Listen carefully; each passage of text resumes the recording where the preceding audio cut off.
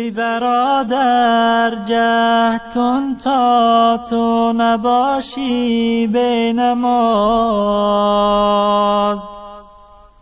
روز و شب پرهیز کن از صحبتی آن به نماز.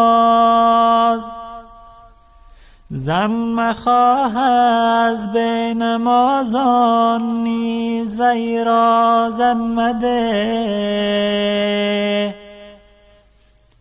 تا نگردی دوزخی از شومی آن به نماز.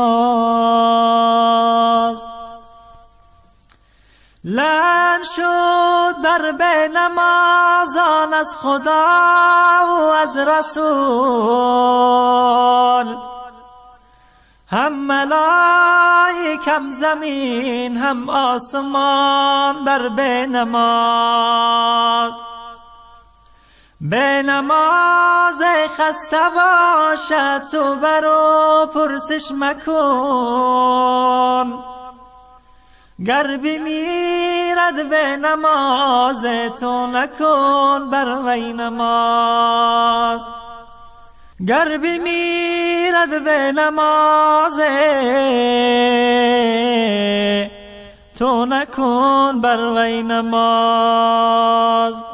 شیطان کی رانده گشت بجز یک خطا نکرد، خود را برای سجده آدم رضا نکرد.